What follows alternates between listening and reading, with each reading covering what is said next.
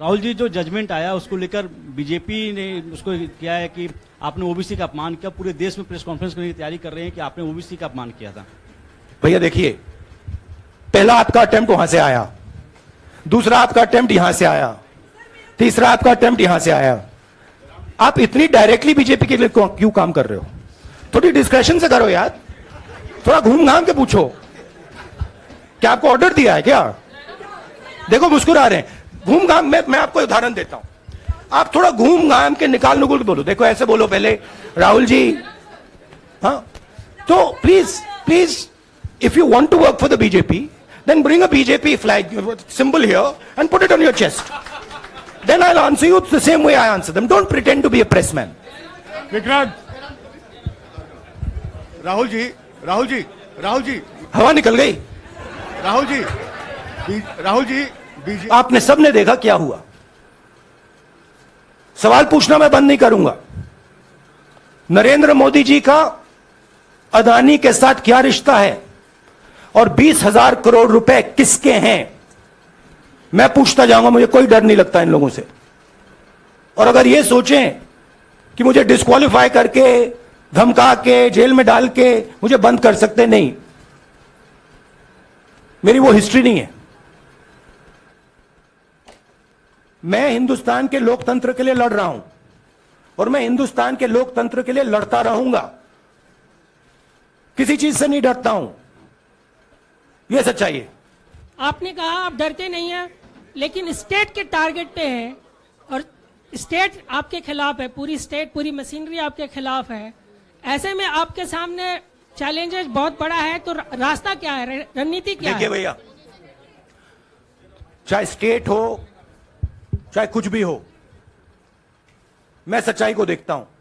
मुझे और किसी चीज में इंटरेस्ट नहीं है। मैं सच्चाई बोलता हूं। राजनीति में यह फैशनेबल बात नहीं है, मगर यह बात मेरे खून में है। मैं और कोई रास्ता निकाल ही नहीं सकता हूं। तो मेरा काम यह है, यह मेरी तपस्या है, जीवन की तपस्या है, उसको मैं करता जाऊंगा। चाहे मुझे डिस्क्वालीफाई करें, मारे पीटे, जेल में डाले, मुझे कोई फर्क नहीं पड़ता। मुझे अपनी तपस्या करनी है। इस देश ने मुझे सब कुछ दिया है। शांत हो जाइए। इस देश ने मुझे सब कुछ दिया है, प्यार दिया है, इज्जत दी है, इसलिए मैं ये करता हूं। हाँ Supriya. Sir, Rahul sir, BJP के जो लीडर्स आप पे अटैक कर रहे हैं उस पर आप क्या कहेंगे? और इसके अलावा वायनाड, वहां पर जब से खबर गई है, वहां पे लोग बहुत डिसबिलीफ में हैं, प्रोटेस्ट भी इरप्ट हो रहा है। आप अपनी कॉन्स्टिट्यूएंसी के लोगों को क्या कहना चाहेंगे? नहीं, मैंने सोचा है कि मैं अपनी, देखिए मैंने कॉन्स्टिट्यूएंसी में भी बोला कि वायनाड के लोगों के साथ मेरा पारिवारिक रिश्ता है, फैमिली प्यार का रिश्ता है। तो मैंने सोचा कि मैं वायनाड के लोगों के लिए अपनी एक चिट्ठी लिखूं उनके लिए कि मेरे दिल में उनके लिए क्या है। तो वो तो मैं रिजॉल्व कर दूंगा। उनका, देखिए, बीजेपी के नेताओं का काम यही है। देखिए, वो सब नरेंद्र मोदी जी से डरते हैं। कारण आप जानते हो। नरेंद्र मोदी जी ने कहा कि देखिए, ध्यान हटाना है। वो सब जानते हैं अदानी जी और नरेंद्र मोदी जी का रिश्ता, सारे के सारे जानते हैं क्या रिश्ता है, सब जानते हैं, मगर डरते हैं। तो अगर नरेंद्र मोदी जी ने उनसे कहा कि भैया ध्यान उधर करो, ध्यान उधर करेंगे। मगर सवाल यही है, 20,000 करोड़ रुपए किसका है? सदस्यता की रद्द हुई तो उसके बाद बहुत सारे ऐसे विपक्षी दल जो अभी तक कांग्रेस से दूरी बना के चलते थे, वो भी आपके समर्थन में आए। तो आपको क्या लगता है, अब वो समय आ गया है जब सारे विपक्ष को एकजुट हो जाना चाहिए? मैं उन सब विपक्षी दलों का धन्यवाद करता हूं कि उन्होंने इस बात में हमारी सपोर्ट की और हम सब मिलके काम करेंगे। रंजीता। जिस बयान को लेकर आपको ये सजा सुनाई गई है, क्या आपको लगता है, आपको अफसोस है उस बयान को लेकर? क्या कहेंगे उस बयान पर? अब देखिए, अब ये लीगल डिस्कशन है, उस पे मैं टिप्पणी नहीं करना चाहता हूं क्योंकि ये कोर्ट में मामला है, मगर मैं जो भी सवाल उठाता हूं वो सोच समझ के उठाता हूं। हाँ जी, Neeraj.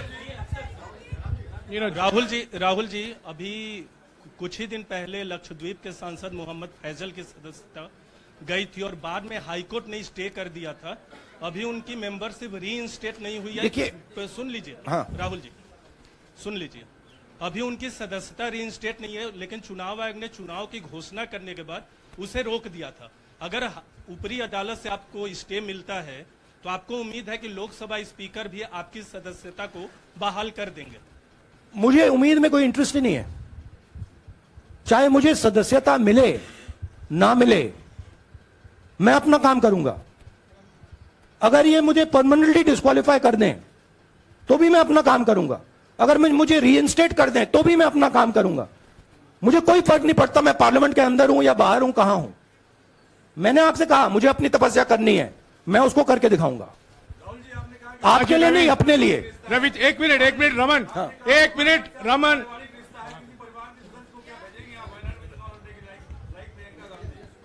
It is not up to me, it is up to Congress president कौन जाएंगे।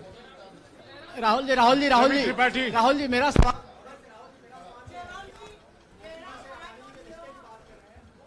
आपके यहाँ बैठे हैं। हाँ। दोनों मुख्यमंत्रियों का भी अडानी जी से रिश्ता है, उनके साथ लेन देन का मामला, उसका कहा धंधे का मामला है, लेकिन क्या धंधे का मामला क्या बात कर रहे हैं? ये धंधा रोकेंगे ये लोग? जिनके पास जो भी स्टेट का उनके साथ नाता है, जो भी बिजनेस चल रहा है, वो बिजनेस रोका जाएगा क्या? देखिए, सिंपल सी बात है, आप डिस्ट्रैक्ट करने की कोशिश मत कीजिए। 20,000 करोड़ रुपए अदानी जी की शेल कंपनीज में कहां से आए? आप इंक्वायरी कीजिए। अगर बात निकली कि हमारे चीफ मिनिस्टर का पैसा है तो इनको जेल में डाल दीजिए। अगर बात निकली तो किसी और का पैसा है तो उसको जेल में डालिए। राहुल जी, मेरा सवाल आपसे ये है कि जब आप ये फैसला सामने आया, आपको मैक्सिमम पनिशमेंट जो है इसमें जो हो सकती है वो आपके लिए मुकर्रर की गई।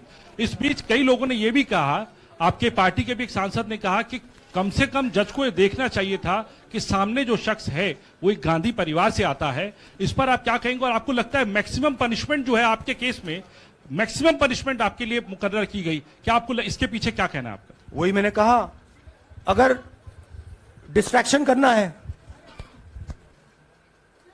करना है, मैक्सिमम पनिशमेंट की तो जरूरत है। मिनिमम पनिशमेंट से बात थोड़ी बनेगी। मैं तो सोच रहा था भैया 5 साल होते, 7 साल होते, 10 साल होते, वो भी मिल जाता। मुझे क्या फर्क पड़ रहा है? राहुल जी, जो जजमेंट आया उसको लेकर बीजेपी ने उसको किया है कि आपने ओबीसी का अपमान किया। पूरे देश में प्रेस कॉन्फ्रेंस करने की तैयारी कर रहे हैं कि आपने ओबीसी का अपमान किया था। भैया देखिए, पहला आपका अटेम्प्ट वहां से आया, दूसरा आपका अटेम्प्ट यहां से आया, तीसरा आपका अटेम्प्ट यहां से आया। आप इतनी डायरेक्टली बीजेपी के लिए क्यों काम कर रहे हो? थोड़ी डिस्कशन से करो यार, थोड़ा घूम घाम के पूछो। क्या आपको ऑर्डर दिया है क्या? देखो मुस्कुरा रहे हैं। घूम घाम, मैं आपको उदाहरण देता हूं। आप थोड़ा घूम घाम के निकाल नुकुल के बोलो। देखो ऐसे बोलो पहले, राहुल जी। हाँ, तो please if you want to work for the BJP, then bring a BJP flag symbol here and put it on your chest. Then I'll answer you the same way I answer them. Don't pretend to be a pressman. Vikrant. Rahul ji हवा निकल गई। Rahul ji, BJP के लोग बार बार ये बात कहते हैं कि आपने जब विदेश में जाके भाषण दिया तो उन्होंने कहा माफी मांग लेते।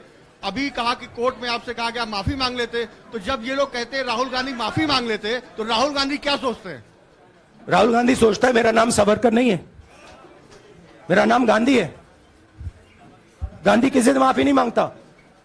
और मैंने कहा, पार्लियामेंट हाउस में कहा कि भैया मुझे बोलने दीजिए ना, एक बार तो बोलने दीजिए।